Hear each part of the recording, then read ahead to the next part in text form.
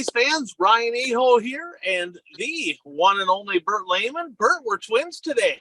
We got we are. You got the memo. we did. Puka sent it to us, but he didn't get on the show. So that there is that. Long weekend, great weekend, fun to be at home. Got to enjoy some racing myself. I know you went to some racing. Episode 179, we're inching closer to 200, right? Of course, brought to you by our friends over at Zeuli's Race Engines. And Bert, listen to this. Just in a short little Memorial Day weekend, right? Matt Sparby in the Supers at Bemidji. Justin Vogel, he got another win, right? Haley Lee, she got her, I believe, second career win in a Midwest Mod. Billy Christ in the streeter. Tucker Peterson on his birthday getting a win in the streeter. Blake Whitlock in a super. No, not Trevor Nelson. Blake Whitlock in Aberdeen in a super. Trey Hess in a streeter. This is just some of the drivers winning races with the Zeuli's Race Engines, right? And this is the time of year where races are being won. At the end of the year, championships are being won. That list is going to be long too. Why? Because they build durability, dependability, and they build a lot of horsepower. Zeuli's Race Engines, if you can't beat them, you better join them. So, Bert, let's chat a little bit about this. So what do we got going on here today? So, little hot laps, got a little venting to do. I'm going to start with that when we get to it here. Little venting, little Ryan's rant here to start the show. Our top 5 moments of the week. News from around the region, right? We're going to kind of switch things around a little bit. Fan feedback, had a couple good ones. Our weekly pick'ems. I'm on the not hot list on the pick'ems. I got to be honest. There's somebody, though, that I think might have set a record here this week. Bold predictions. And I'm only 2 points behind you now. Did you see that? You're one. He changed it. Oh, that's got right. A point yesterday. Because they. Oh, okay. All right. Yeah, too close for comfort. Let's put it that way. But first, you went racing. I went racing. Where did you go this weekend? Talk a little bit about your experience at the racetrack. Well, I'll tell you about Memorial Day first because I won't talk about it too much because it's asphalt. But if you see my face, it's a little red. It was very sunny there. I see that. I thought you were embarrassed. I'm not really sure. So yeah, I mean, I didn't think I was going to burn this much. And I was outside there for 3-4 hours. So yeah, I guess. But several weeks ago, we talked about, you have to have somebody with the black hat. And after that race, after the super late model race, and again, it's asphalt, but after that race was over and the winning driver got out of victory lane, the crowd just erupted in boos because he got into the driver that was leading at the time and got him squirrely, and that's how he took the lead with 2 laps to go. That's my boy right there. I gotta be honest. I think that's great. If they're making noise for you, you're doing something right. So racers, don't expect all cheers. If you're winning races, you're gonna get sneers, right? You're gonna get that. That's okay. Boos, cheers, it's all good. That means you're doing something right. Hadn't been exciting anyway, right? Oh yeah, it was exciting. And the guy that he got squirrely lives probably about 30 miles, up Highway 39, where the guy who won is from further away, so he would be more of an out of towner than the other guy. So I'm sure that played a part into it also. Taking the money from the locals. So we'll let you touch on. You went to Shawano this week too, didn't you? Yeah, I went to Shawano. I was going to go to Seymour, but I didn't go to Seymour because I was feeling a little bit under the weather. But I did go to Shawano. Actually took my 2 grandkids to Shawano. They made it through the entire racing program. I got smart though this time. I took some coloring books along. I let my granddaughter watch YouTube videos on my phone during the races to help occupy them because they just don't have the attention span to watch, a racing program for that long. But they did make it through. We left the track at 10:45, and my granddaughter, who's going to be 6 in June, she goes, "Can we play when we get home?" And I said, "You'll be sleeping all the way home." And they were both sleeping before we got out of the parking lot. That's called a win. That's a win right there. So we'll talk about Shawano when we get into the recaps, unless you have something specific other than that you want to talk about.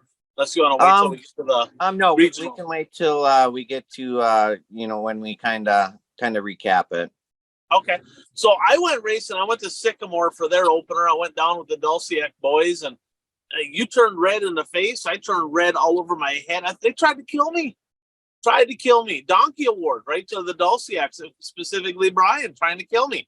So I've been helping Dave here the last couple of years. Solid night for him. He got second. He was inside the leader multiple times. Pretty good hot rod to start the season.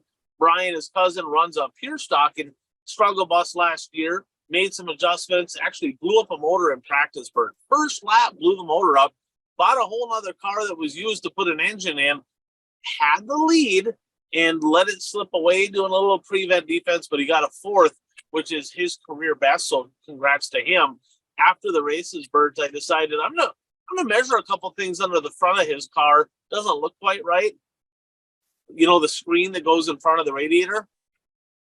Yeah, needless to say, I wasn't paying attention, and I split my whole head open. My hat, I had blood running out my face. Oh wow! Yeah, it was. They looked at me. They're like, "Are you all right?" And they're like, "Brenda's probably not going to let you come anymore. Like we're trying to kill you." So, but all in all, a pretty good night of racing. Track latch down. We're going to talk more about that right now because we're going to get into hot laps, okay? And before we get into that, shout out to our friend Brad Parson Egg Solutions. You know, farmers, I'm hoping everybody's got their crops in the field. I don't know much about farming. I know that most of you probably do, but there's a whole lot of processes that go along with it, right? So one thing we know for sure is the right chemicals applied properly give you the best results. It don't matter if it's tires, we'll talk about that later, or your crops. Well, if you're looking at crops, where do you want to call? Brad Parson at 320-219-3542. Again, 320-219-3542. Bert, they got all the proofs in the pudding. He's got all the data from the last several years. If you want better yields, more profitability, give him a call, give him a chance, see if he can help your growing season in 2023. So this weekend, it was hot, it was sunny, it was windy. It was all just kind of the perfect storm for not real good racetracks, right? It just is what it is. I had no less than 10 drivers, Bert, reached out to me this weekend about rubbered up racetracks, okay? And I get it, it's May. There should never be a rubbered up racetrack on a regular night when you don't even have 100 cars, 80 cars at a racetrack. That's ridiculous. I get it. Track prep's not easy. So my rant is this, right? So some promoters, okay, I'm not going to group them all in because there's some WISSOTA promoters that either were not at the meetings or did not vote for this, okay? But if you remember correctly, right, in, November at the WISSOTA meetings, some of the promoters collectively, not just two, because it was voted in a 9% increase on the cost of tires for no apparent reason whatsoever. Okay, we're past that. Also, some promoters forgot what the water truck is. So the track's locked down and rubbered up halfway through the night. So these said drivers burned 4 tires off their freaking race cars, right? That is ridiculous. If you are one of the promoters that literally voted for this insanity, okay, find more water because you're already costing the drivers more money on tires. Now you're costing them a lot more money on tires when they last literally one night because they're all blistered. I saw tires burnt that were literally destroyed at the end of the race, okay? Now, this is from the drivers, and they're saying, raising the cost of tires and giving us rubbered up racetracks. This is a bunch of bunk. This is BS. True, right? True. I agree with that. I agree. Not all I saw some pretty good racetracks this weekend too, Bert. It wasn't all bad racetracks. There were some pretty good ones as well. But can I play devil's advocate here for just a minute, right? Because also some drivers are the ones that say they need to freaking water the track. Are they trying to melt all our tires? They're costing us money, right? I know you've never heard anything like that before, okay? But also some drivers, when they do water the track, are like, oh, what a freaking mud hole. It's choppy. It's rough. Are they trying to wreck all of our shit? Well, I don't know. You cannot complain about a rubbered up racetrack and complain about like too wet at the beginning of the night. Like that's just okay. That's you will because you were racers. I did the same thing, Bert. I did. So I'm picking on these racers. I did the same thing. I bitched about track prep all the time. Why? Because we worked our tail off in the shop. We want a good track. Now, here's the deal. A rubbered up racetrack is literally the worst conditions humanly possible for a racetrack. Okay. And I get it. Wind, sun, right? I get it. I get all that, right? 90-degree weather. I get all that. But when it's rock hard in race one, you got a problem. That's a you problem. Okay. If you're a promoter out there and your track locked down, rubbered up, if it was freaking rock hard in race number one, blowing dust, race number one, you know who you are. You get a donkey award. Okay. I'm not going to call any specific track out because you know who you are. Okay. On the flip side, if you water the track and it just got away from you, it happens. It's not always the easiest thing to keep up on. I get it. But that gets us back to hot laps. That's the name of this segment, right? Why in the year? So do they have hot laps at your tracks? They used to have hot laps at Shawano Speedway, but they don't anymore. And guess what Shawano Speedway did night one? It locked down night one. It locked down.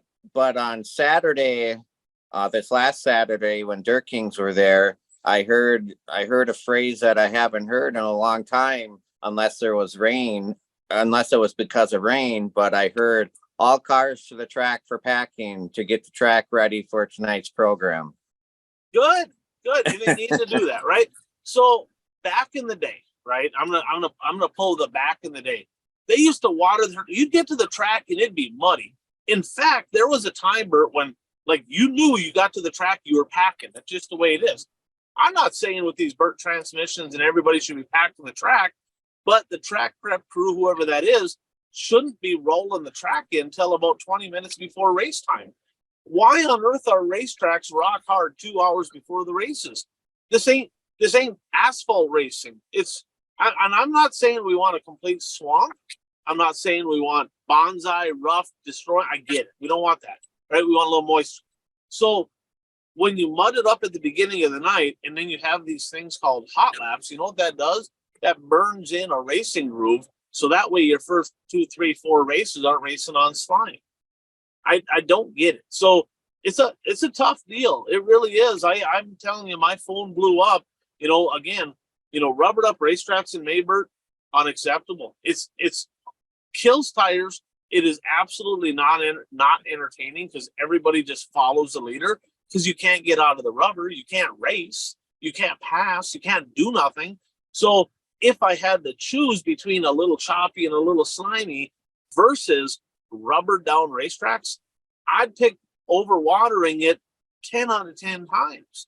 So promoters, come on. Like, you want to save racing, you want to save racers money, don't make them burn off tires every single night. This is ridiculous. People work way too hard. They spend way too much money to get that kind of a racing surface. And again, I get it. If it happens once or twice because it just got away from you, hey, it is what it is. But if your track's starting out rock hard in heat one, you can't be doing that. That's ridiculous. So, Bert, what's your thoughts on some of these rubber down racetracks? I mean, as a fan that you've never raced, as a fan, I mean, do you kind of like, it's rubbered up, I might as well just go home? Well, I mean, yeah, it's no fun watching a rubbered up racetrack because, the cars are a little bit fast. Well, I mean, specifically late models, they're a little bit faster, on a rubbered up track, but everybody's running the same speed. So, you're just watching cars go in circle with no action whatsoever. Like I said, I mean, Shawano actually got moisture in. It looked like they got moisture into the track because they ran several heats before the dust started flying, and they watered the high side in between the heats, at least in between the divisions during the heat races, and then they added water to the high side during intermission. So for the features, it was a top heavy track again, where, you know, pretty much everybody was running the top, but I'd rather watch that because it was still exciting because it was a White Castle night. Because everybody, there were more sliders thrown last Saturday than I've seen a lot in a long time at Shawano Speedway. And yes, I mean, cars may be running single file on the top side, but they have an opportunity to pass if they could, you know, if they plan things right and get in the right position. Where with a rubbered up track, there's no opportunities to pass unless you push somebody out of the way. And even one lane on the bottom, you just got the bump and run to go on down there if it's all marbles the rest of the way up. I mean, Nick Anvelin came from 10th to 2nd, so yeah, he made it work. It's Nick Anvelin. He passed cars on the rubber like nobody else can. So. And I mean, you talked about this on the show last year. You asked me if Nick is afraid to pass cars on the outside. In his heat race on the last lap, he made an outside pass on 10-time track champion Ron Berna to take the win in his heat race. So you know, that was impressive. And well, he was running the high side in the feature because pretty much everybody was running the high side. But you could run down off of the high side too, you know, if you know it in certain situations. So it's much better than a rubbered up track. 100%. So let's get to our top 5 moments of the week, brought to you by our friends at Daytona 1 Performance Lubricants. Okay, so lubricants, it doesn't matter if it's engine treatment, if it's gears, if it's assembly lube, if it's tire treatment, you want to have the right stuff. How do you know you have the right stuff? Well, it starts with the founder of the company. Buck's a Hall of Famer. Hall of Famer for who? For what? In NASA, for lubricants. The guy knows way more than I do. I can promise you that. But I do know this. He's got a great product out there right now. Several in the tire side of things, right? Now, disclaimer, right? The treatments probably aren't going to help you all that much when the track's rubbered up. They're still going to melt. It just is what it is, right?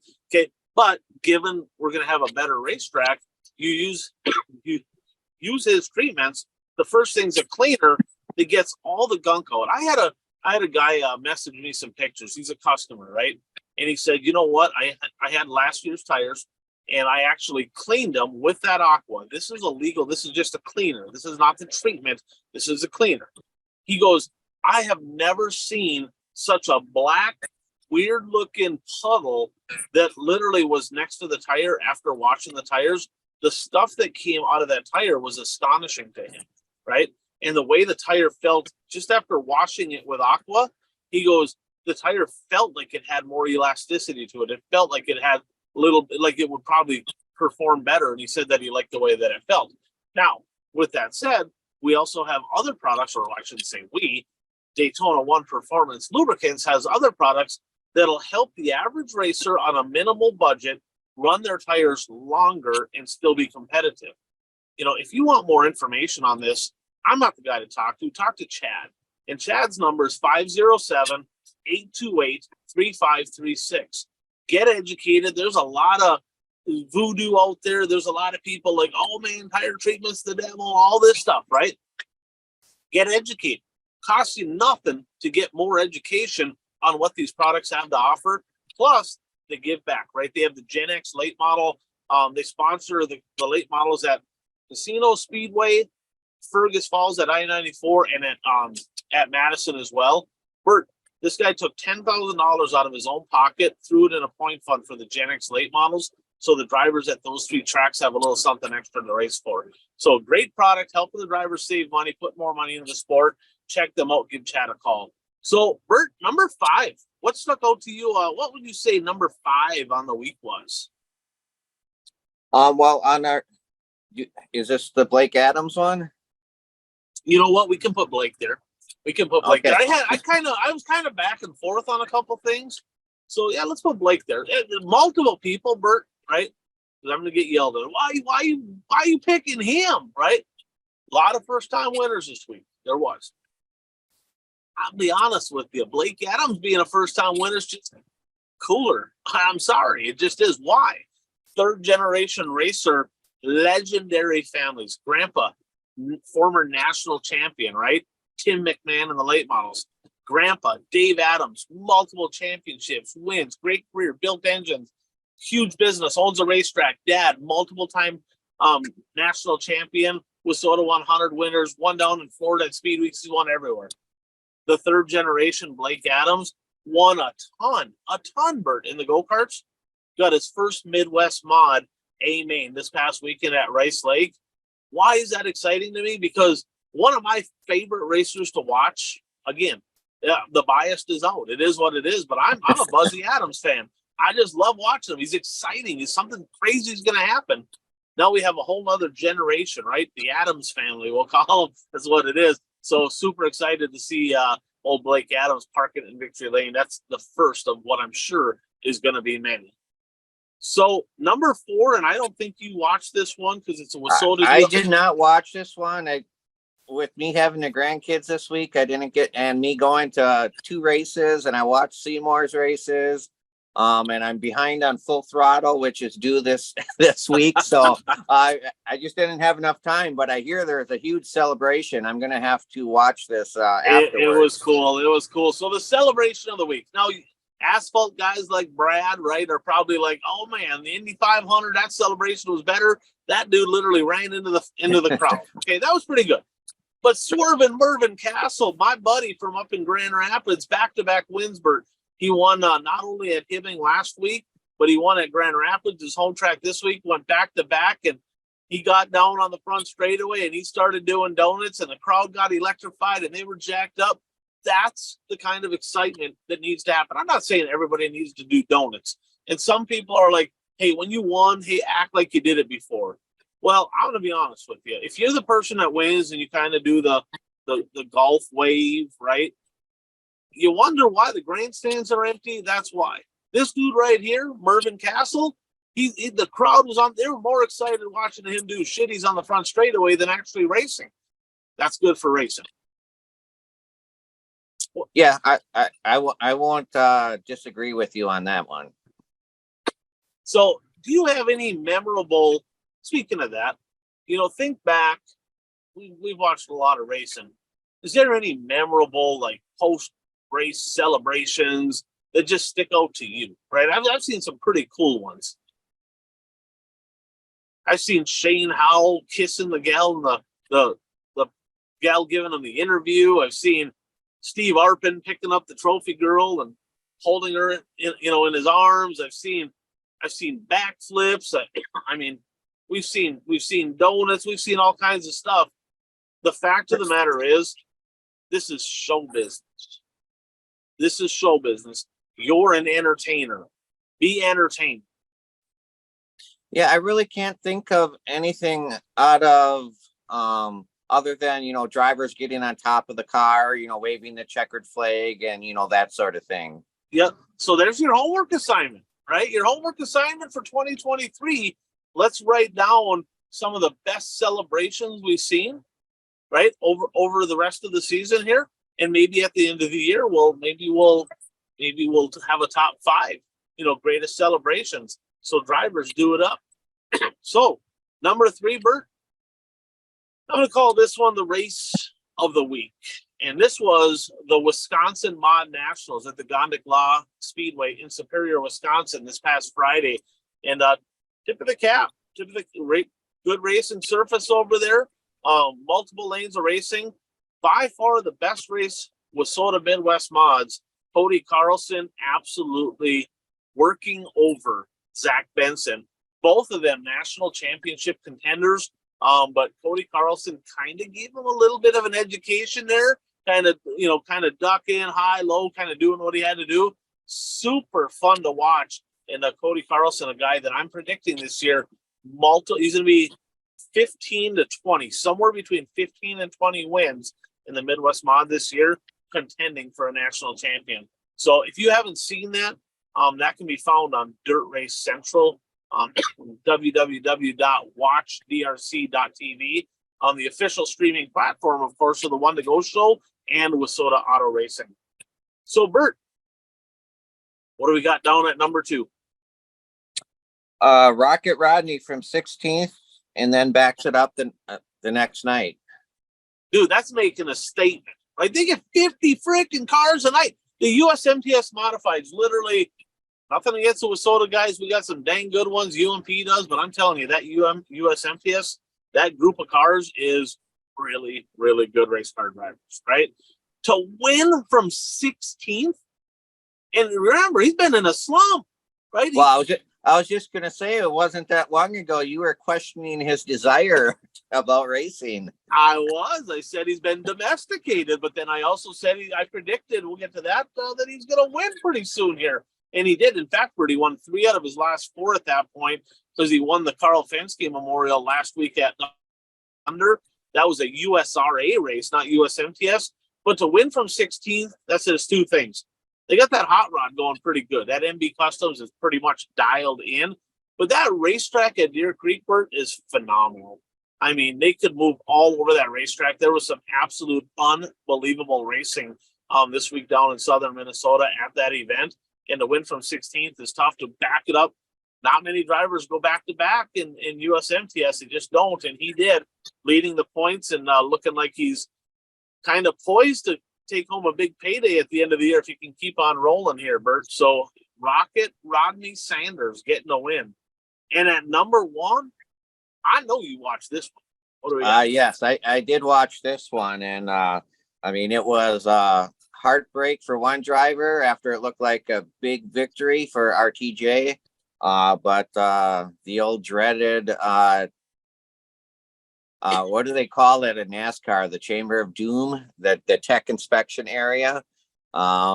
He failed the droop rule. Well, and that's the funny thing, because I didn't watch the race live. I watched it later, but I saw the results before I actually watched the race. And in the final run, everybody was saying he didn't pass the droop rule. But then, what do you mean? He finished 5th. How did he finish 5th if he didn't pass the droop rule? I thought if you flugged the droop rule, you were all the way in the back. It wasn't just so many spots you got docked. And it's kind of a tiered deal, right? I don't know the exact numbers, but if it's under a certain measurement over, right? So let's just, again, I don't know the exact numbers, but let's say if it's under a 1/4 inch, it's 2 spots, and 1/4 it's 4, so on and so forth. So it's kind of tiered. I don't know the exact numbers. And he fell into a certain tier where he got docked 4 spots. Your thoughts on this, Bert? I mean, this is a parts failure, right? So left rear, it was actually not the chain, it was the bracket that holds the chain. So I don't know if you're familiar, Bert. So on the housing, they have a clamp, right? And a chain goes up, and then they have some kind of an apparatus clamp that mounts to the frame that limits how high that left rear can hike up. One of those brackets broke, thus allowing the car to hike up as far as the shock would let it. So it's a parts failure. Your thoughts? And as dangerous as that cushion was, I guess it's not a shock that not an actual shock, but it's not surprising that there was a parts failure, because that cushion was pretty treacherous. I mean, if it's not spelled out do they make allowances for part failures in the rules? If they don't in the rules, then if he failed the droop rule, he failed the droop rule. You got to enforce it. I mean, if it's a rule, you have to enforce it. Yeah, they made the right call, in my opinion, right? Do I want to see RTJ get DQ'd? No, I picked them. I wanted the points, right? That sucked. That was bullshit, right? But they remember Ricky Weiss got DQ'd for it, and other drivers have been DQ'd for it. Was he cheating? Absolutely not. He wasn't cheating. Part broke. We get it, right? But first of all, if the rule's there, it does not matter how stupid people may think a rule is. You can't be losing a $50,000 race because of a $20 part. Beef that up. I've seen some pretty pimpy looking stuff on this on the chains on even WISSOTA cars, and they break. Beef that up, because the droop rule is not a deal in WISSOTA, so you ain't gonna get disqualified. But my goodness, that's a tough way to lose. Now, I personally, Bert, have not spoken with enough late model guys to really get their opinion. Like, should there be a droop rule? Should there not be a droop rule? I don't know, right? I don't know. I haven't done enough research. I don't see the validity of it. I mean, it's supposed to be a safety deal. They don't want the cars all hiked up. I get it. A rule's a rule, and a guy can't, as long as they're consistent and they do the same thing for everybody, I'm okay with it. And a tough break for RTJ, it really was.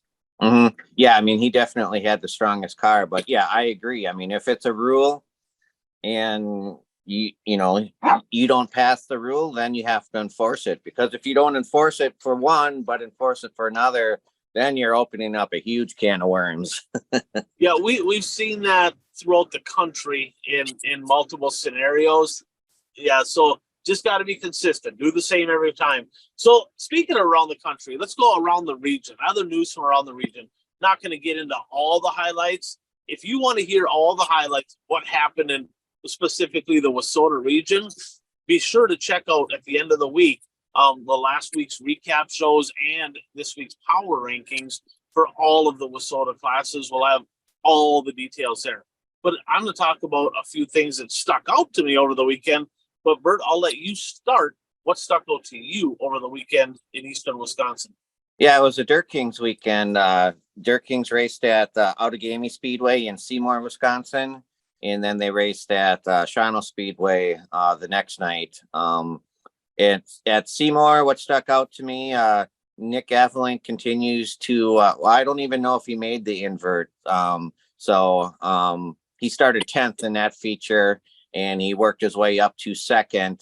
AJ Demo actually traveled across the state and raced at Seymour. He didn't race at Shawano though, so I'm not quite sure. Maybe he had family plans on Memorial Day weekend or something. He really didn't move forward in the race.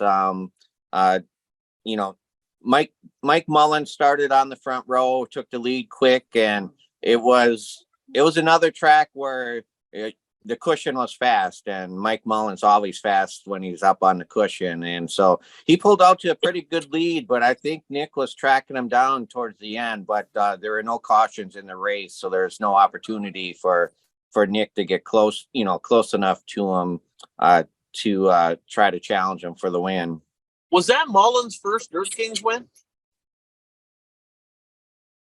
He may have one other one. Yes, he has one other. He won at Seymour, I believe, during a September show one year. Okay. But unfortunately, Jaden Schmidt, who's a rookie in the division, he won his heat race. And then I noticed that he needed a wrecker to push his car to the pits, and then he didn't come out for the feature. And I heard it was motor issues. And if you remember, they were pulling the motor after Shawano's opener a few weeks ago. So tough start, for the rookie in the division. But yeah, like I said, Mike Mullen won the race at Seymour. Revy, sorry, my dog is barking at her toy. And at Shawano, at Seymour, they had 35 or 36 late models. One of the most that Dirt Kings has gotten in the eastern side of the state. They had 28 late models at Shawano the next night. So I saw they had 35, and it's like, okay, we can lose about 5 to 8 late models for my prediction to still come true. We'll get to that later. Yeah, you got that one.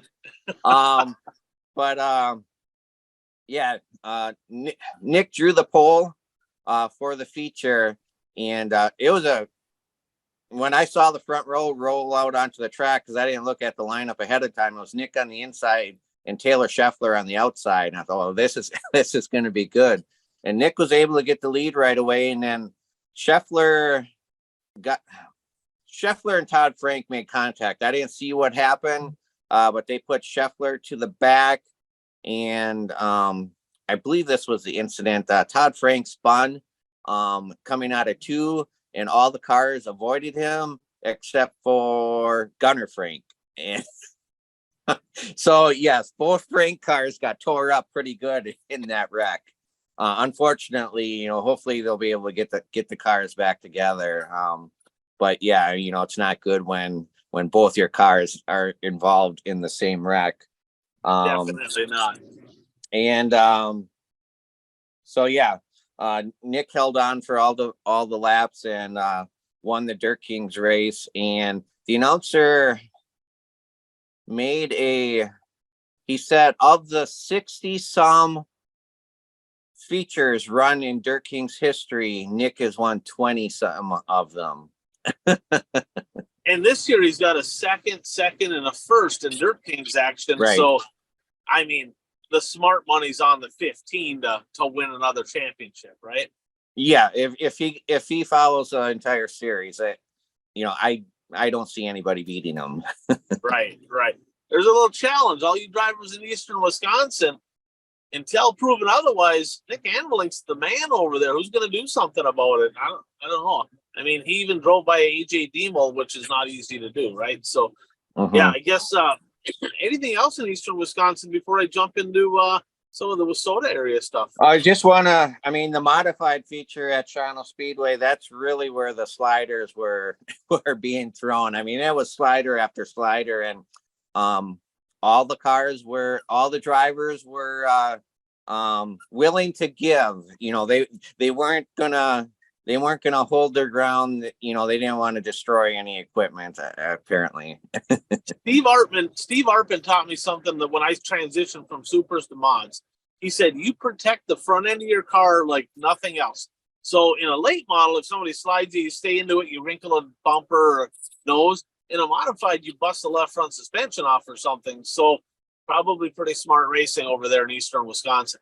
So, Bert, I'm going to jump into some what happened in the Wissota realm of things. Before I do, a little shout out, Impact Health Sharing. So if you're self-employed, if you are a business owner and you have employees, if you pay for your own health care or pay for the health care for your employees, I might have a solution to help you save some money, right? We know that the cost of health care and health insurance in general is incredibly expensive. But if I can help you cut that down by half in a lot of cases, it'd probably be worth a phone call to check it out. So 218-969-1380. Give me a call, see if we can help you save some money on your healthcare so you can spend more money on racing. So, Bert, first thing that stuck out to me this weekend, the home of the Chicken Shack, Bemidji Speedway, they opened up. They had the Chicken Shack Nationals actually over there. Bert, the youth movement over there is unbelievable. 18 and under, Bert, 18 and under. How many drivers would you say they have under the 18 years old or below competing at the Bemidji Speedway? Now, keep in mind, they had right around 80, 90 cars total. 14. 26. Wow. And then they had 4 that were either 19 or 20. So under 20 and under, 32 drivers, Bert. 32 drivers, 20 and under. That is unbelievable. I would challenge a track to show me their numbers to see if they even come on the same stratosphere is that number. That's a hats off. Whatever they're doing over there is working. That shows that there's probably going to be a pretty good future for racing in Bemidji, Minnesota. So let's jump into the late models here. A couple things that stuck out. First time winners, the one TPO, Tyler Peterson, did not get it done in the modified at the River City Speedway, but he parked the late model in victory lane, his first career late model win. Jason Good, South Dakota standout. Of course, Todd Good owns the Casino Speedway, the Good family. Jason Good got his first late model win at Miller. And a guy that we talked about here last week, Josh Zimpel, who'd been looking really good at that Ogilvy Challenge Series show. He won at I-94. So 3 first-time winners. We talked about Mullins getting, I thought maybe it would be his first. I wasn't sure on that. Shane Edgington wins night 2 of the NLRA late model series up in North Dakota. And the X Factor there, Bert, right? Jesse Glenn, the guy that we were super high on a couple of years ago, he went to 3 of the SLMR races here this weekend. It was just on the struggle bus. I mean, I don't know, man. Hey, I am cautiously optimistic. I would love to see him get back to the Jesse Glenn's of old, but man, it's been a couple years. Over and under, Bert, this year. Did we talk about that? Did we have a prediction like over and under on 3 wins for the 7X? I don't think we had one. Well, let's do it right here. Over and Three. under 7X. I'm gonna give him 3 late model wins. He's gonna have more or less than that. How about if I do a push? Do a push. So Bert says a push at 3. My number was 3. I hope it's more. Modified here, first time winner, Ty Anglin, over at the Brown County Speedway in Aberdeen. Tip of the cap. Congratulations. Them first wins are always really, really fun. On the hot list right now, Shane Zabrowski, a trio of wins. Better in the mod than in the late, or better in the mod than in the super thus far this year. Some of the other point chasers, Bert, on the struggle bus. We'll talk about that more on the modified show this week. Joe Thomas, second generation driver, a pair of wins this year. His last 4, Bert, second, third, and a pair of firsts, including back-to-back at Casino Speedway, which the previous owner of the Casino Speedway was the one TPO. I think maybe he lost that in a gambling bet or something. I'm not sure because Joe Thomas owns it now. Best race I saw all weekend in the modifieds, again, at Gonda Class Speedway. Shane Zabrowski won night 1 of the Mod Nationals. Brandon Kopp was all over him. I mean, it was fun watching him. Car wasn't rotating very good, but it's fun watching a driver hunting for a win, even though the car's not working quite well. He's like rolling the middle and trying to get runs. Really fun race to watch. Very technical. And the best race I heard about, but I didn't see because it wasn't streamed, Tony Casey up north of the border in Winnipeg, a last lap pass for the win in his JMR up there. So congratulations to him. Super Stocks, Bert. Got some notable news here. But first, Tristan LaBarge, buddy of mine, 3 in a row. Bert, 3 in a row for Tristan LaBarge up in Hibbing, winning the Lisa Vidal Memorial 1,000 to win up at the Hibbing Raceway. SpaceX, Zabrowski, LaBarge, they all doubled up on the week. Dexton Cook with 3 wins, a national championship contender. The notable news, the Cedar Lake Speedway is rumored to be sanctioning the WISSOTA Superstock class. I have not yet seen anything like an official press release on it, but the rumor going around is they are going to sanction. They have not had a WISSOTA sanctioned class at the Cedar Lake Speedway since 2005. Okay. There was a whole lot of drama that went on back then. If dang near 20 years ago, it could stay there, right? But the fact is, WISSOTA needs them more than they need WISSOTA. Okay, they don't need WISSOTA, but here's the deal: they kind of do. Okay, so here's what happened last year in August. I believe it was in August of last year. Executive Director of WISSOTA, Rod Lindquist, made a decision during a tire shortage. Right, they were in the middle of a tire shortage deal, and he said, "Look, our drivers are having a hard time getting tires."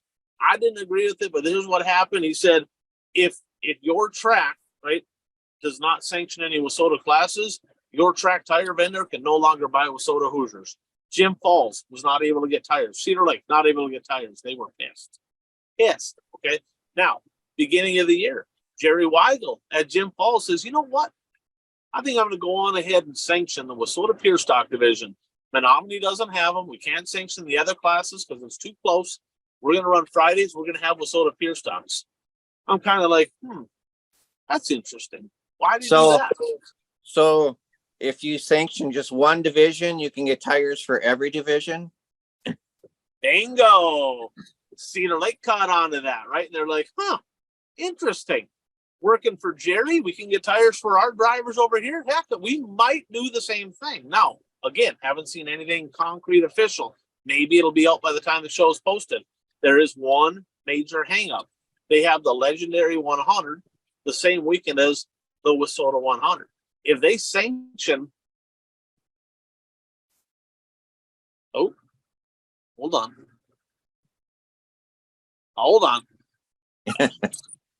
Mama misses me. Got my mom calling. She must have called me a couple times because it rang through that time. Mom, I love you. I'll call you after the show. All right. So here's the dilemma. If they, like I said, Cedar Lake runs the legendary 100 against the WISSOTA 100. Now, you cannot run a WISSOTA sanctioned class the weekend of the WISSOTA 100. Therefore, Cedar Lake would have to drop the super stock division and not have supers at the legendary. Now, people said, well, they could just run a non-sanctioned. Well, no, they cannot. You cannot run a WSOTA sanctioned class that you sanctioned, you can't run that class as a non-sanctioned class against the WSOTA 100. So that might be the sticky point right here. That might be the hang up, because let's face it, I don't agree with WSOTA, kind of, especially now that there's not a tire shortage. I don't agree with them telling them tracks that we can't sell you tires, because most of them drivers have WSOTA licenses and race WSOTA tracks also. So it's like, what are we doing? But on the flip side of it, I didn't like it. I get why they did it last year. Didn't like it, but I get it. But they're kind of playing hardball right now, right? WSOTA kind of has the leverage on this, because they're like, you want your vendor to sell Hoosiers? Great, have a WSOTA class. So we'll see what happens. It'll be interesting. Now, Midwest Modsbert, first time winners. We talked about Blake Adams, Paul Ripley up in Ashland, and Brendan Schmidt, 18-year-old driver, one of them young guns over in Bemidji, won both nights of the Chicken Shack Nationals. And Lucas Rodine, the Nightmare Bert, 3 for 3 on the weekend for the 2020 national champ, or 2021? A couple years ago, needless to say, the national champ. So Rodine, red hot. So let's jump into a little fan feedback here, Bert. Little shout out here to our friends over at buyraceshirts.com. If you need hats, shirts, hoodies, jackets, any kind of apparel, if you need it for your race team, for your sponsors, whatever you need, right? Check out buyraceshirts.com, for racers, by racers, and they have a lot of different options. You can get fancy stuff, so you can get a little more basic stuff. You can get big quantities, small quantities. Check out the details on buyraceshirts.com. So, Bert, I don't know if you saw last week, I got a message here from my buddy Jim, and he said, I saw that Bulls Gap has announced that their new format, they're going to eliminate heat races, they're going to do time trials, and then they're going to go right into the A mains. Then they got some kind of an incentive program, which we don't need to get necessarily into that because it's a little bit complicated. But a lot of Southern tracks, especially for their lower classes, they time trial, A main. That's all they get, right? Their thoughts? Don't like it one bit. I mean, I actually responded to a post on Facebook. Well, you were responding on the same post, but I actually responded to a post on Facebook with my thoughts about this. You're in the entertainment business. I mean, whether you like it or not, you're in the entertainment business. There are a lot of options for people to spend their money on to be entertained, and time trials are not going to entertain people, and you're taking away heat races, which would entertain people. I don't care if you add extra laps to the features, it's not going to replace the entertainment that heat races would provide. So that's from a fan's perspective. I'm going to play devil's advocate, because I tend to agree with you, right? Time trials, especially single car time trials, are awful. They are incredibly boring. I just sat through an hour and a half of them at frickin' Sycamore with 3 classes. It's like ridiculous. Like, in fact, the fans that are trained, Bert, they know when the actual race program is going to start. They don't even show up until time trials are over. And just, in the asphalt world, for example, the asphalt race I went to on Memorial Day, the show was advertised as 1:45 ceremonies. Racing starts at 2, and time trials were at like 12:30. I mean, they don't even include time trials in, the program. Right. Correct. So in the asphalt world, they don't typically run like a heat deal and a feature. Correct. Right? So there is that. So, I remember some of my favorite races to watch. Like, I remember the WSOTA 100s of old, where they had 100 cars in each class, and the top 2 make it to the show. I would have rather at that point watch the heat races than the features, because the drivers are going to do some crazy things to make the show. Regular night racing nowadays, when there's 12, 14 cars and there's 6-car, 7-car heat races, the promoters have made it so that heat races are stupid, right? There are a few tracks, ABC Raceway, Viking Speedway. There's a few tracks, I think Granite City, Motor Park, that are paying. There's a little incentive there to win your heat, right? There's some incentive. But if there's no pay, right, and if it's the top 4 invert and there's no points, right, if there's no points in the heat races, now you see drivers going, well, heck, there's only 12 cars. I'll just tool around in 4th, and I'm going to start in the same spot anyway. They don't need to try to pass anybody. They're not even trying to entertain. You got to make the heat races have a little bit of incentive, right? So tip of the cap to the tracks that do. If you're a track that has no incentive to even go out there for the heat race, well, figure out a way to make that race meaningful. There's nothing worse than going out and burning up 8-10 laps, burning up fuel, burning up tires, burning up equipment for nothing. Like, you ain't getting nothing out of it. It ain't bettering your starting position. You ain't getting paid. You ain't getting points. None of that. So I think heat races have gotten off on a tangent. As a racer, right? I talked to some other racers about this. What an opportune time to test. If you only got 12, 14 cars there, you're looking at the lineup and like, man, I can be off a little bit. I'm still going to make the invert. That's a perfect time to go test something instead of doing it in a feature where it pays money. Do that testing in the heat race. I am not for it either, Bert. I'm with you. I am absolutely not for the time trials into features. I'm just not. Because the other problem is no matter what, right? And the fast guys are always going to start in the and on a regular night racing, when you got 12 or 14 cars, you might only have 1 or 2 that are like top tier drivers in each class. Well, if you put them in the front row every night or even in the second row, it's going to be very non-entertaining features. The flip side of that, I hated the point average. We had to start 12th every night in the super. We had the guy that couldn't walk and chew gum on the front row destroying people's shit. So I didn't like that either, right? So I think at the end of it, the racers, it's kind of like, damned if you do, damned if you don't. But you're right. It's the entertainment industry. We need to do the most we can to entertain the people there at the facility. Time trials and the features, in my opinion, is not the answer to do that. So I would agree. Got another question here, Bert. Sprint car fan. This is from a sprint car fan from west of the Mississippi. So I don't know if you saw it or not. Justin Peck had a vicious wreck in the sprint cars at Bridgeport this past weekend. Guy stuffed him in the fence. There was a wall opening. Now, this was a minor wall opening because it was where the flagman comes down. So the wall separated there. But when he turned into the wall, it literally like ripped the back half of the car off, right?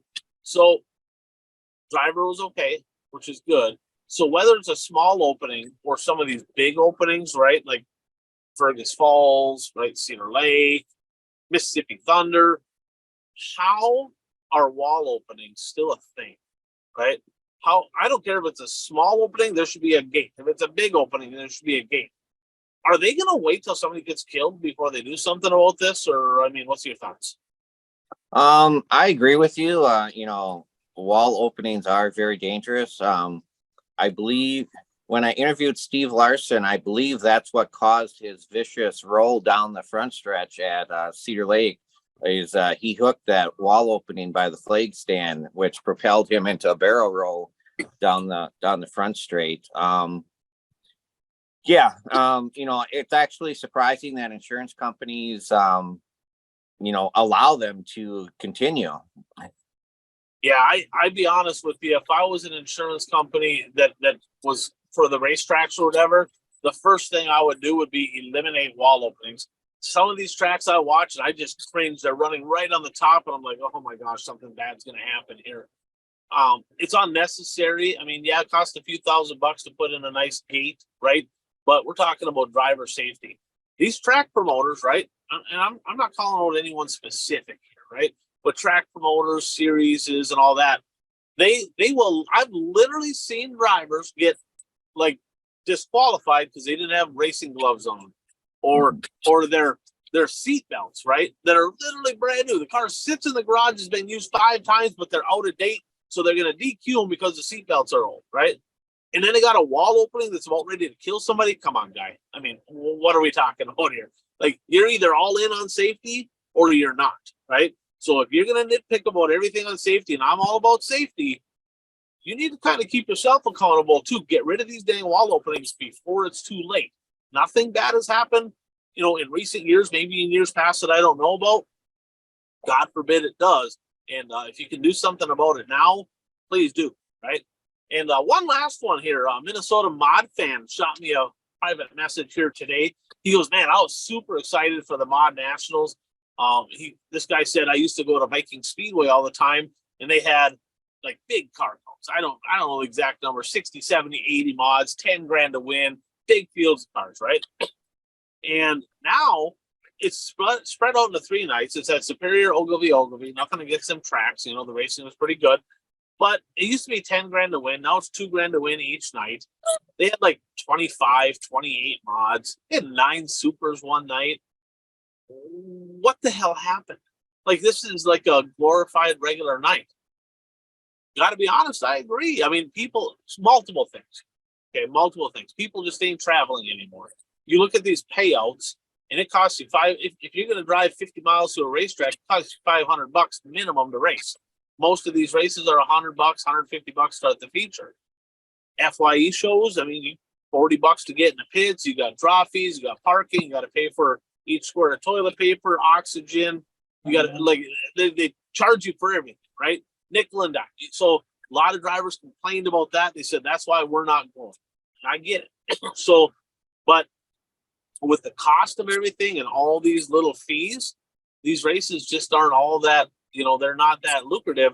On the flip side of that, and I don't know, I know that this is an FYE event, and I don't know how he promoted it. I don't know, right? But promoters need to look at what Dennis McCulley is doing with the Fastlane Superstock Series. He literally has a list, Bert, of all the Superstock drivers, and he reaches out to every single one of them. It don't matter if they're way out in Montana. There's Montana drivers coming to the Superstock Series. He reaches out to all of them, whether it's on phone call, text message, Facebook Messenger. Hell, he goes to the racetracks, and he's like, I don't care if you can make it to one, that'd be great. If you can follow the whole series, great. They ain't doing that. No promoters do that, including the Challenge Series. I had late model guys that I asked, why don't you get the Challenge Series? Well, the guy that they paid, right, to take over running the Challenge Series never called me to ask me to come. Bert, it's all about promoting. And if they're not promoting, that's what you're going to end up with. And them events used to be massively promoted. They used to be. And they just aren't anymore. So I was disappointed too. I missed the 10,000 to win the big shows. But I guess we do have the border battle coming up. So good questions there from everybody. Fans, if you have questions, comments, if anything you want us to touch on, shoot Bert a message, shoot myself a message, shoot it to the show. Whatever you want to do, we'll try to get it out there for you next week. So, Bert, last week's picks, little recap here from last week's picks. We had multiple races that we picked. We'll start with the World of Outlaw Sprint Cars. They had a trio of shows over the past week. Night number 1, they ran 2 nights at Atomic. Night number 1, the Big Cat Brad Sweet. Donnie Schatz was running in the top 5, maybe 3rd around there. Blew a right rear tire on the last lap, which brought out a late caution. And I thought maybe somebody was going to have something for Sweet, but he had a great start. And it was, Kyle Larson got second. Actually, at one point, he both drove right off the racetrack. Sweet, Larson, Macedo, top 3. And gravel. I mean, come on, guy. I picked gravel. Like, you got to do better. Like, I'm 4th place. Kind of unreal. Skylar G. Ladue, Alberta driver. Never heard of this guy. 19th to 5th. It's a hell of an impressive run for the kid. Good job. Curtis, Mike, Kent, Dan, Carl, Bert. Y'all had Brad Sweet. I had gravel. The odd man out. You got points. I did not. That was bullshit. Atomic, night number 2. Carson Macedo. Kind of a little bit of a. This one was kind of a dandy. Him and Donnie Schatz kind of swapping the lead multiple times, and Schatz ended up falling back to 3rd. Gravel did get 2nd, but good old Bert had Carson Macedo, so you got 2 points, which again I think is complete and utter bullshit. Okay. Lawrenceburg, they ran here. Was it Monday? They ran Monday, I think, and J-Mac, fresh off his little vacation from the World of Outlaw series. Come back. I think he had a couple nights in there before that, but J-Mac parking it in victory lane, and Macedo 2nd. Bert, you stuck with Macedo. Another point for Bert. Not real excited about that. Now, probably the most disgusting ass like victory lane celebration and all of racing is when J-Mac wins. Did you see this? No, I didn't see it. It's called the shoey. Oh, is that where he drinks out of the shoe? Yeah, out of the shoe. The shoe that he just got done wearing all day and in the race car.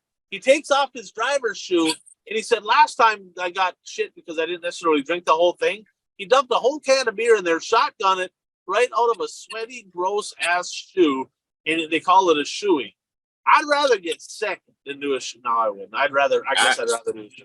Second. I think Scott James did that once after he won a late model race. Really? Yeah. So Bert, you got a tie. The points right now in the World of Outlaws. Listen to this, right? Here's how close the battle is. You got Brad Sweet, Carson Macedo tied up top. David Gravel only 8 points back. Top three separated by 8 points.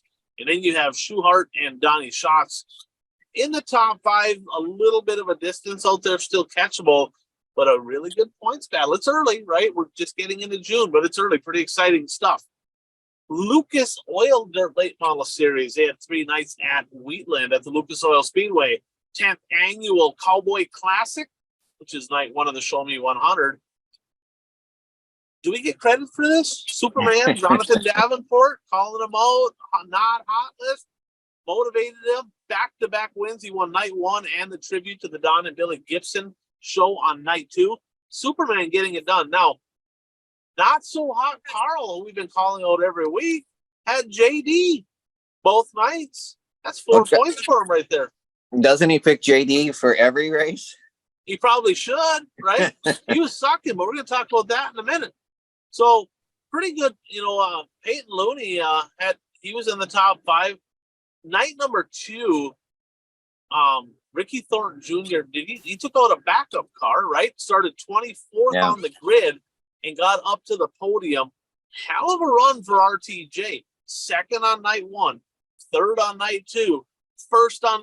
Never mind, not so much. He was definitely one of the fastest cars. JD was quick, but he was fast all 3 nights. The 31st Annual Show Me 100. $50,000 to win.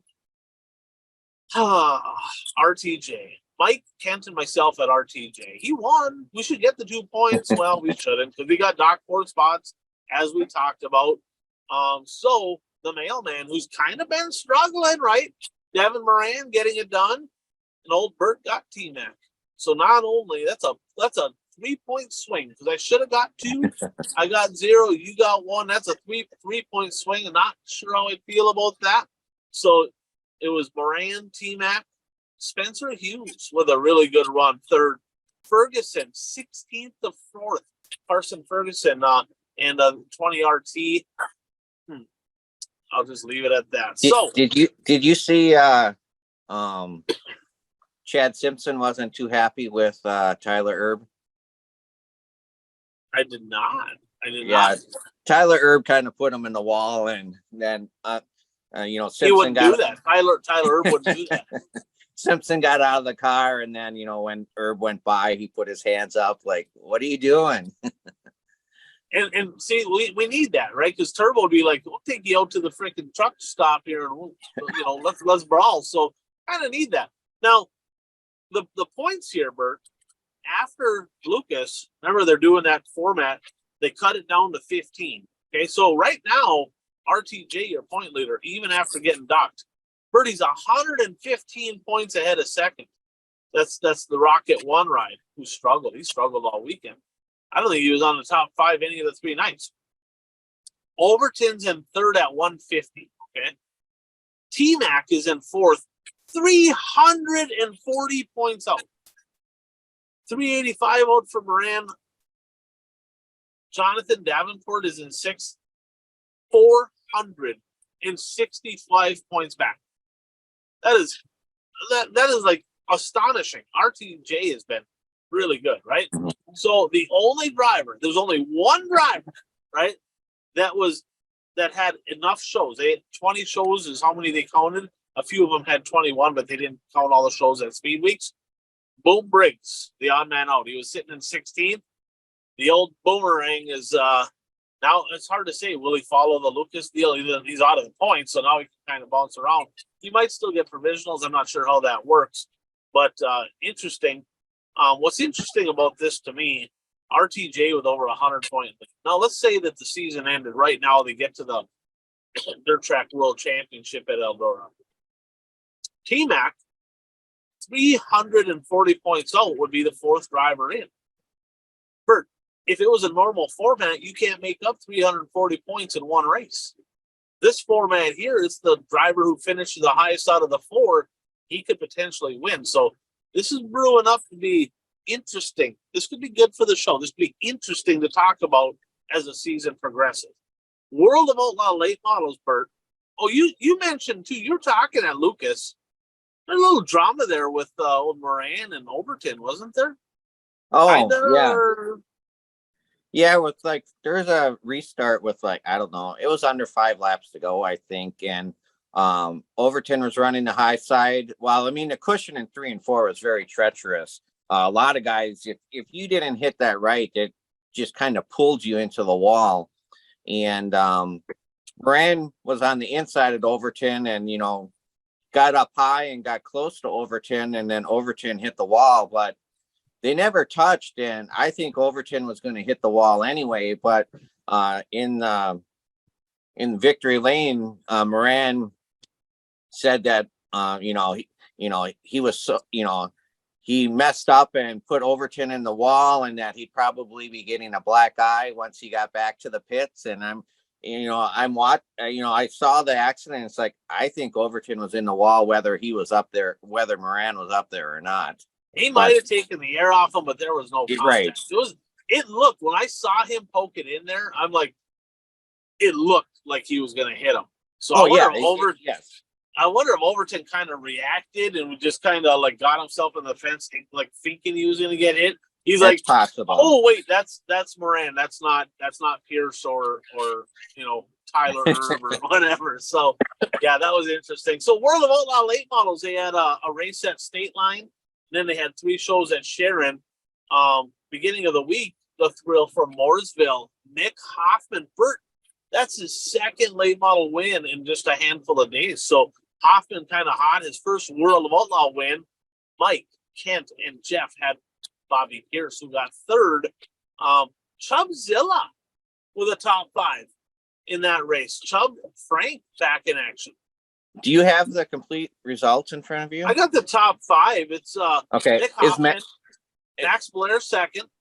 Okay. Pierce third, Gordy Gundaker fourth, and Chubbzilla in fifth. Okay. All right. Why?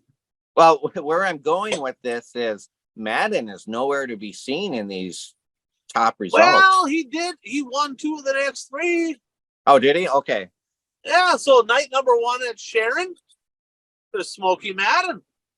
Okay. Like I said, I've been out of the mix a little bit over the weekend. Nobody had Madden. So, but myself, Carl, Jeff had Pierce, and it was Madden, Pierce, Marlar, Bishop, and then Hoffman, your top 5. That was night 1.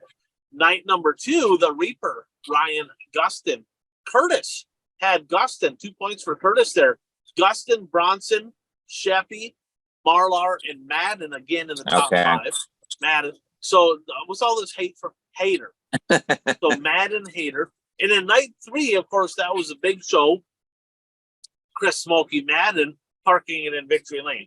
Myself, Carl, and Jeff all had Pierce. And the finishing order was Madden, Tanner English, Pierce, Brian Shirley, and Mike Marlar. Marlar with 3 top 5s on the week as well. So Pierce got third in that one. Now, Madden, the guy that ain't been found, he's the point leader, by the way, in the World of Outlaws. Figured I'd go ahead and throw that out there for you. All right. But remember how I said that, looking up at the Lucas, right? So in the Lucas, it's 115 points between first and second, right? It's 92 points between first and 7th in the World of Outlaws. So first is Madden, then you got Pierce 64 back. Hoffman is only 66 back. Bronson 76 back. As is Ryan Gustin. They're tied. Sheppy, 84 back, and Squirrel Brian Shirley, 92 back. 7 drivers within 92 points. Both World of Outlaw point battles, Bert. Pretty sporty. Pretty sporty. So USMTS action, Bert. Modifieds. 3 nights at the Creek. 1 night at Fayette County. We talked about it already. Rocket Rodney. 16th to 1st. Unbelievable. Curtis, Brad, Carl all had Sanders, 2 points. My boy Jim Chisholm. I'm a Jim Chisholm fan. Why? They named his last name after my school. Me and Puka both Chisholm. Of course, Puka's a traitor. He went to Hibbing last couple of years from Chisholm. Okay, so Chisholm. Alex Williamson, another guy from down in southern part there of Minnesota. He got 3rd. Brandon Davis got 5th. Talk about him in a second. Night number 2, Sanders, back-to-back USMTS wins. 3 of the last 4. Curtis, Mike, Kent, Brad, Carl. Not Ryan. Those 5, not Ryan, all had Sanders. 2 points for them. Back-to-back podiums for the 15W. Good job to him. Night number 3, 10 grand to win, Bert. Brandon Davis, kid from southern Minnesota. This kid's a stud. Builds his own cars. Doesn't race much. I think he won a national championship in the Wissota Midwest Mod a handful of years ago. But I'm here to tell you that he runs well. When he unloads a car, he's another freaking AJ Demo kind of guy. Okay, what I mean by that is Brandon Davis can take 6 weeks off, unload the car, contend for a win. He came from like 20th or 20 something, like really deep to win at Deer Creek the week before. Okay, the week before. So that was kind of looking pretty good. It's USRA, USMTS, same cars. Dan and myself both had Chisholm, who got 2nd. Nobody had Brandon Davis, so he finally got a point there from Jim Chisholm. 15th to 2nd for the kid. That's pretty impressive. Jason Hughes, 11th to 3rd. Jake Tim actually got 3rd in this race, but disqualified. So there's on the left, I believe the left front suspension, it's kind of like the left rear where you're kind of limiting the travel. Well, people do it all kinds of different ways. You can do it with an adjustable shock mount. You can do it with bumps inside the shocks. Evidently, there's a rule, he said he didn't know about it, that says you cannot have a limiting device like a chain or cable or anything on your left front to limit it. It does literally the same shit. It's the dumbest, stupid-ass rule I've ever seen. It's like his dad was pissed off, right? Literally pissed off at Staley and the tech committee. Like, do you not understand how cars work? This DQ was absolutely unbelievably stupid. Feel bad for Jake Tim with a good run on that one. Fayette County, Zach Vanderbeek parked it in Victory Lane. Big Bad Brad had Sanders. He was the best finishing guy. He got 4th. So Sanders with a really solid weekend. Dan Ebert, his first top 5 since Webster City. So 7 straight races outside the top 5. Dan Ebert finally finding his way back into the top 5. The point battle, Rocket Rodney out front. And there is 4 drivers within 89 points there. Him, Hughes, Ebert, and Jake O'Neill. So $100,000 payday. Hopefully it comes back to the great state of Minnesota. So pretty good stuff there, Bert, over the past week. This week's picks. Let's get to our points first. We have a new record. A new record from Carl. Not so hot Carl with a 12-point week. 12 points. Bert, come on. 12 points. I don't think I had 12 points in the last month. So Curtis right now is at 65. Jeff and Mike are at 55. Big Bad Brad at 53. I'm at 52. Bert's at 51. Dan's at 49. Kent is at 45. And Not So Hot Carl is at 43. He's at 43, Bert. So I am closer to last than I am to first. Curtis has a 10-point cushion, 13 points ahead of me, and I'm only freaking 9 ahead of Not So Hot Carl. I don't know how I feel about this. Weren't you just like 2 points out of first place a few weeks ago? Yeah, don't remind me. Don't I jumped the cushion, stepped on my wiener, whatever you want to call it, right? So we got a lot of races we're picking this week. World of Outlaw Sprints coming to our neck of the woods. Friday at River Cities and Grand Forks. Saturday at Wagaman's Ogilvie Raceway. World of Outlaw Late Models, 3 nights of action. Thursday at Farmer City. Friday at Tri-City. And Saturday at Paducah, Kentucky. Lucas Oil Late Models, 2 nights of racing action. The historic 100 at the West Virginia Motor Speedway.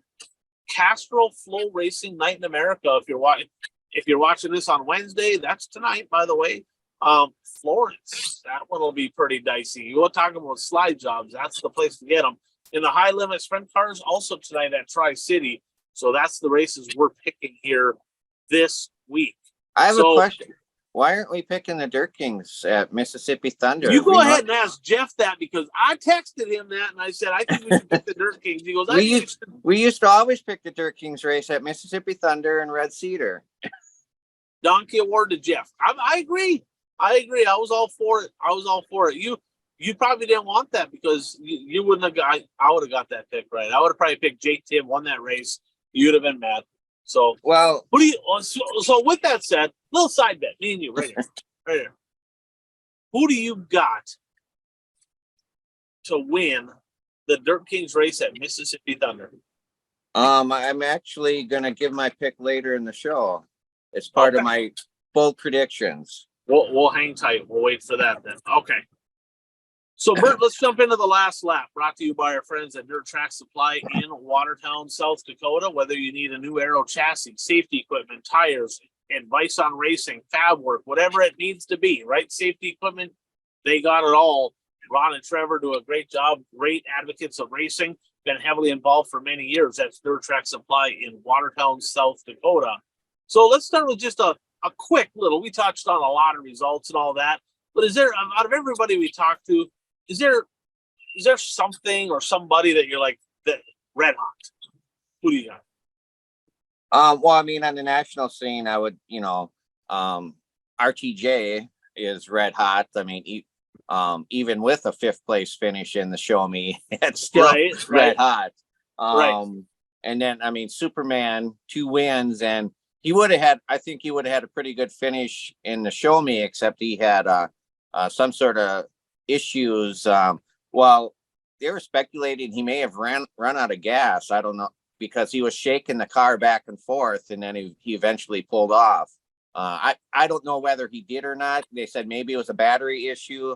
At one point, they said maybe he's not running on all 8 cylinders at the end. So some sort of mechanical issue that prevented him from having a good finish in that race.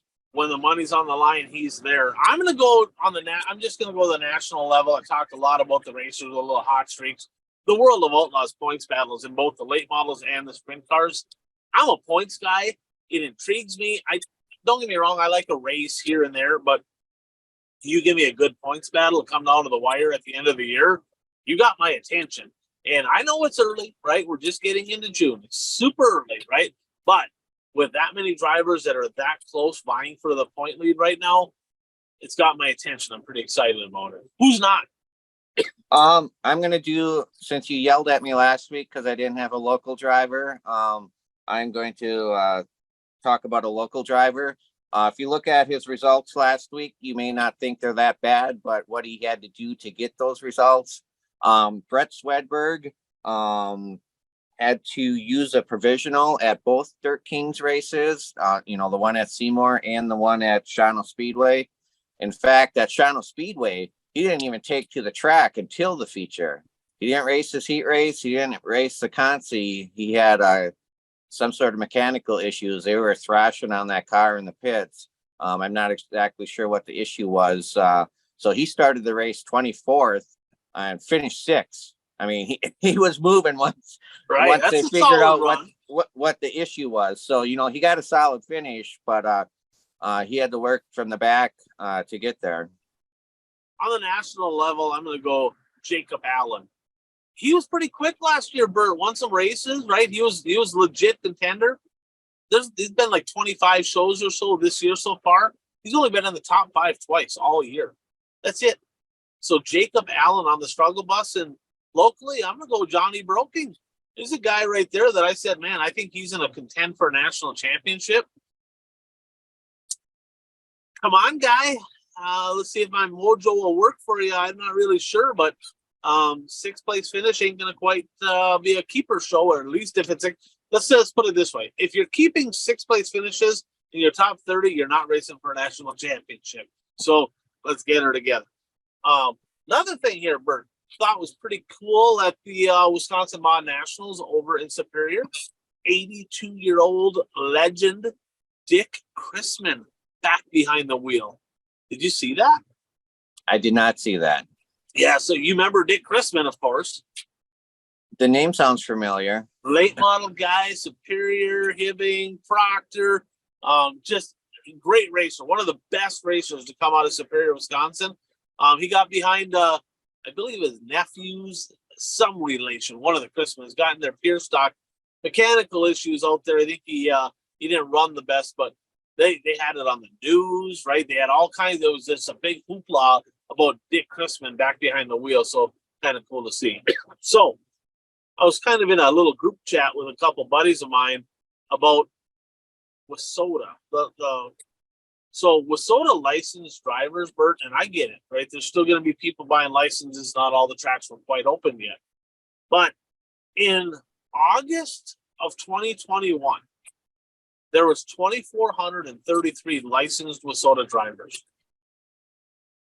What do you think that number's at as we sit here today?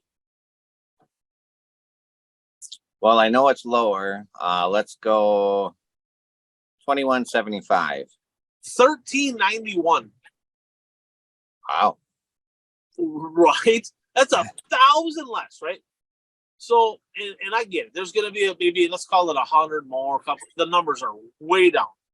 This time last year, there was 1,944. So that's still 550 less, right? So, you know, there's certain people, Bert, I'm just going to say it how it is. I don't care. I'm sick of wondering if I'm hurting people's feelings. There's certain people involved with WISSOTA that every time we say, oh, this ain't working, this got to be changed, they get their feelings hurt. They're like, oh, man, he's bad for WISSOTA. He's bad for this. And then you get certain promoters, right, that like, oh, man, he just needs to quiet down and quit complaining.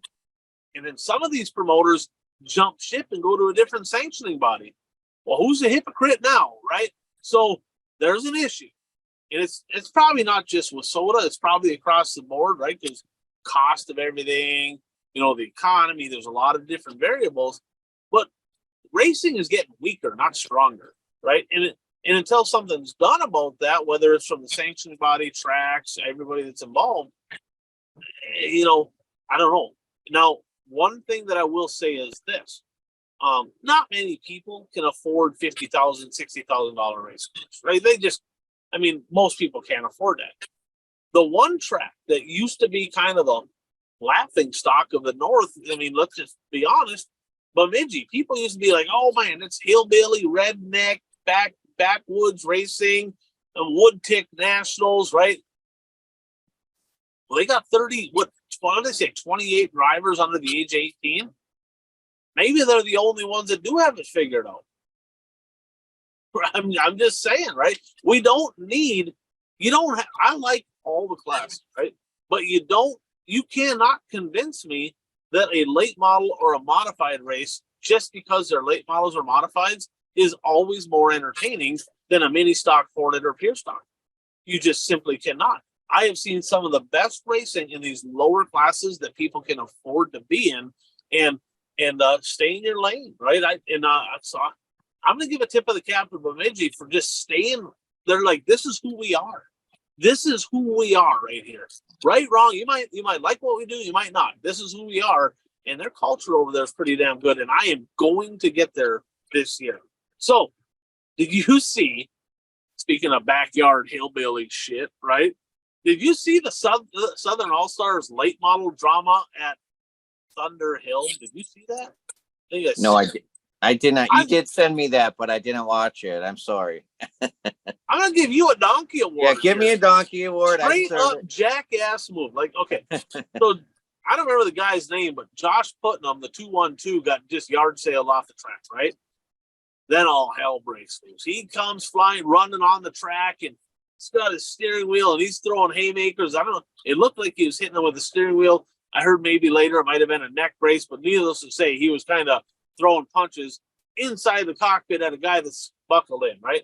Next thing you know, there's crew guys flying in, and another guy jumps in, and they're throwing punches, and all of a sudden this one guy comes in. He just like, I think he was like 17 years old, kind of pummeled a bigger dude. He's wearing like little shorty shorts, and they actually, in the video I sent you, it's got the song "He Wears Short Shorts." It's like, I'm like, I don't think I've seen, not nor do I want to see dudes wearing short shorts. It's just not a thing I want to see. Imagine being the guy that just got thumped by the dude wearing shorty shorts, right? That's probably be a little bit tough. If you got your butt kicked by a 17-year-old wearing shorty shorts, you're probably going to not live that one down for a little while. So pretty entertaining stuff. I tell you, the crowd gets into it. And another donkey award to go out. So Mr. Smooth, Billy Boyer, win number 849 at the Mars Late Model Race at #Falls. And then some dumbass posts, oh, did you see this shit? Did you I sent it to you guys. It pisses. Just go ahead and tell people what this is ridiculous. It was on posted on Facebook on some dirt racing site or something, stating that this is why Bloomquist, or this is why Moyer will never be in the same category as Bloomquist for Goat of the Year, because while Moyer should be at the Show Me 100, he's cherry picking at this Mars event. So what's he got? 6 globes? Is that what he's got? Yeah, he's got a lot of them. It's like, I wish I knew who this person was. So the thing is, Moyer still, I don't care what race he's at, he's still winning. Bloomquist isn't winning anymore. There is that. And he's 65 years old. I mean, you can't say that. He's got 849 race wins, right? And he's 65 years old. He's still racing. That was a pretty stout field. They still had Jason Fager. They still had Unzicker. They still had Shannon Babb, right? So there's still good race cars there. McKay Wenger's fast. Spatola's fast. And let's face it, 65-year-old guy hustling around the quarter-mile bull ring at Falls. Yeah, I think I would probably simmer down there, guys. So how long do you think that Billy Moyer eclipses the 850 milestone in the month of June? How many does he have right now? 849. Oh.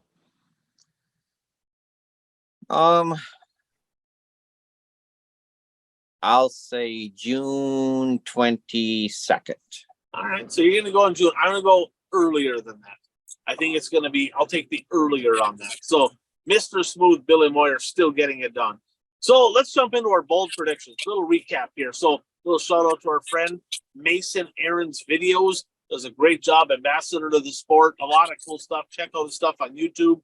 And a huge thanks to him for all of his editing that he does for us. Are we skipping Indy?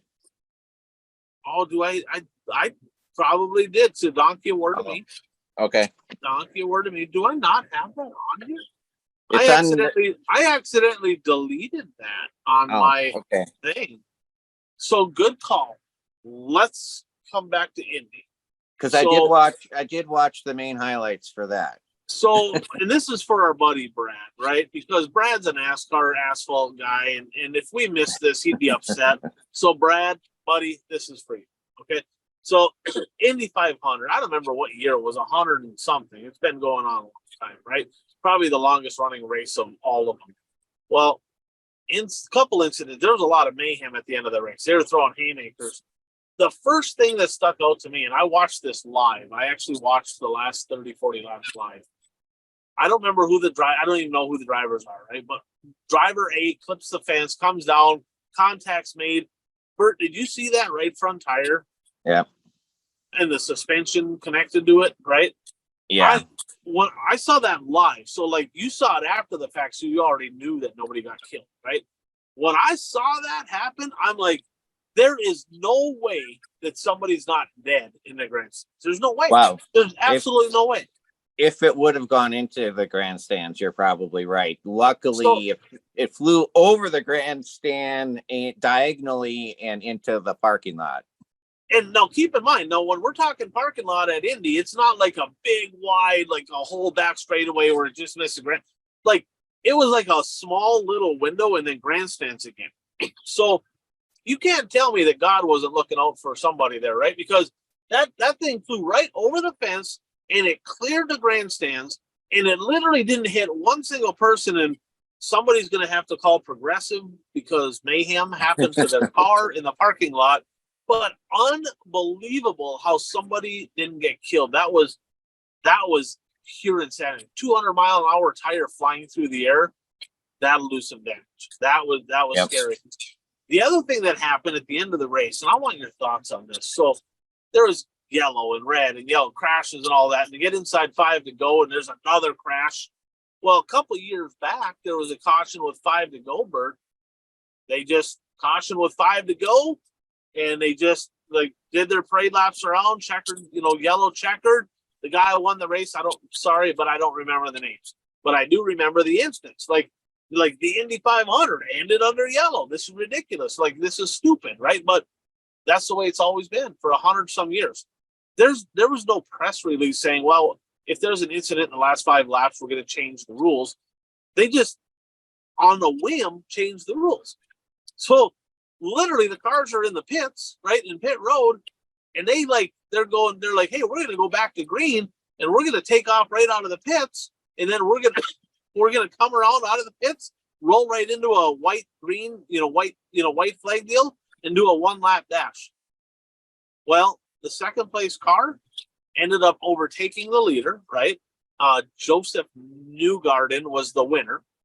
Yep. And he overtook Marcus Ericsson, who won it last year in the final circuit, passed him fair, I guess, down the back straightaway, and goes on to win the race. Now, do you know who the owner of the winner's car is?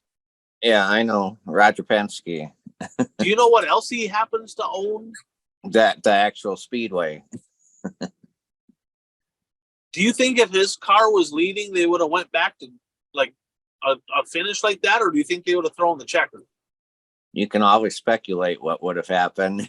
That's what we're doing here today, because I'm saying with that much money on the line, an unprecedented move. There was no announcement. There was no nothing. It is absolutely ridiculous to me. Is it more entertaining to finish that way? 100%. I'm all for it. It's more entertaining. Finishing under yellow sucks ass. It's stupid, right? Unless you're the leader, then it's really cool. But if you're going to change the rules, don't you think they should do that prior to the race instead of like, well, we've had a lot of yellows here.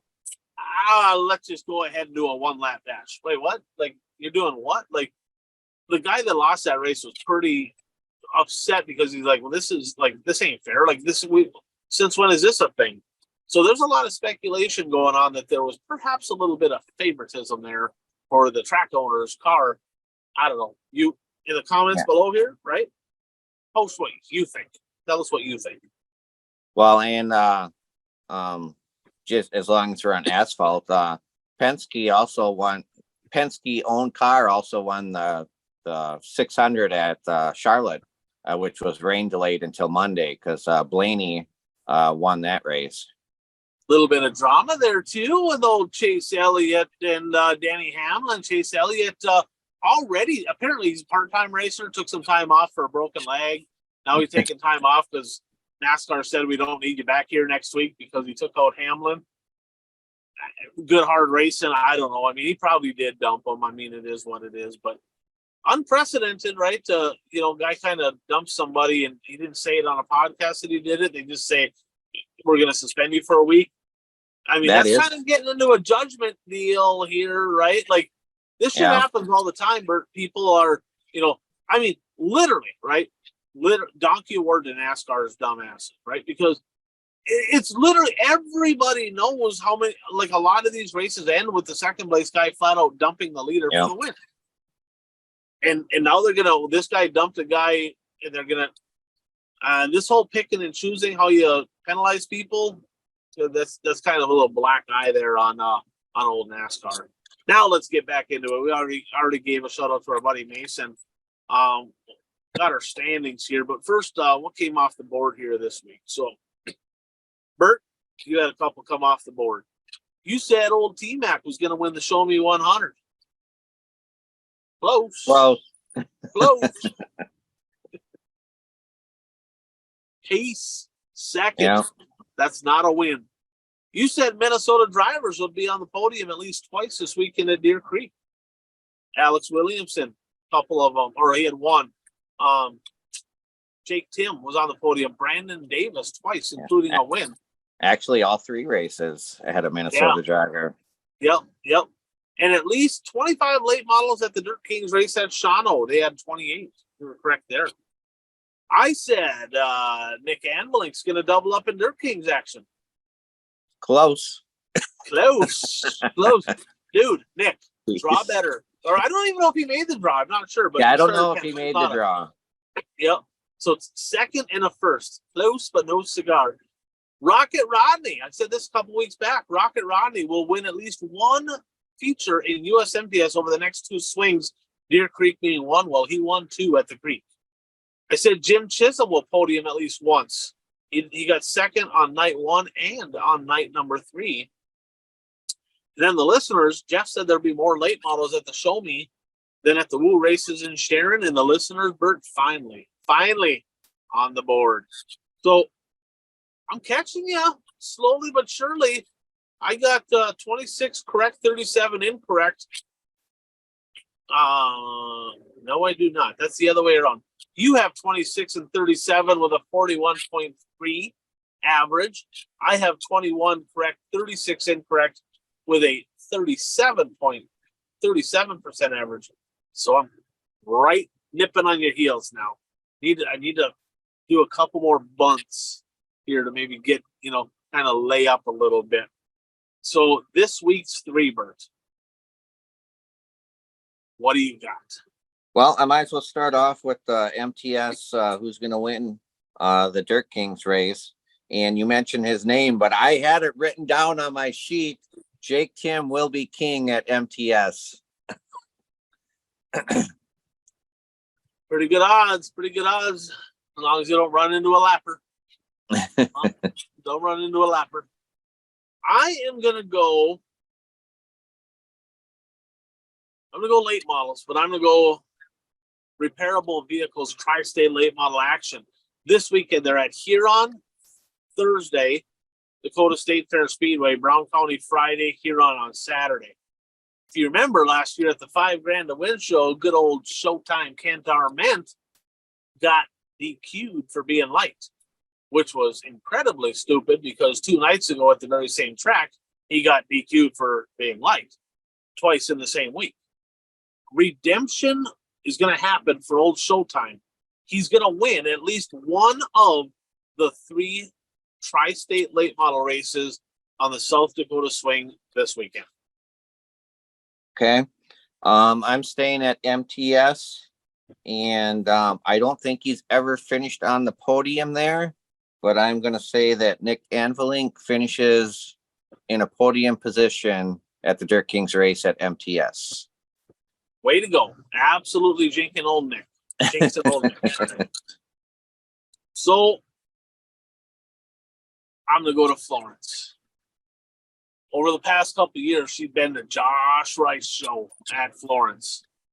But the smooth operator, Bobby Pierce, is going to have a higher finishing position than Josh Rice at Florence this I guess tonight. It'll be Wednesday night. Well, I'm being bolder than you are with Florence because I'm saying Josh Rice is going to win the race. Josh Rice going to win. Okay. All right. So picking the winner. Okay. I'm going to be bold then too. Historic 100 this weekend at West Virginia Motor Speedway, big 5/8 mile monster racetrack. In the finale, the main event, not the 10,000, the 50 grand, the big one, right? Both Superman and the Mailman will be on the podium. Devin Moran, Jonathan Davenport, both of them on the podium Saturday night. You heard it here first. So there you have it, Bert. 179 in the book. Are you going racing this weekend? Are you going anywhere? I plan on going to Shawano Speedway on Saturday. Okay. I'll probably watch MTS streaming as I'm still working on my magazine. That's one of the bad things about doing the magazine. And it's not my full-time job. I do it, as a part-time job. So I spend nights. That's Full Throttle. In case you're all wondering, that's Full Throttle magazine. How do people subscribe to that? I believe we have a subscription screen on our website, fullthrottlenowcom. You can go to that website and subscribe. If you're interested, send me a message and I can get you the information. And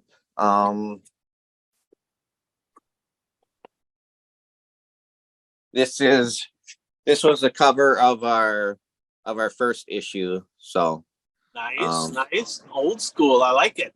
Yep. So yeah, this was the first issue that came out a couple weeks ago. So the next issue goes to press next Wednesday. So I have to get cracking on it because they have to lay it out over the next week.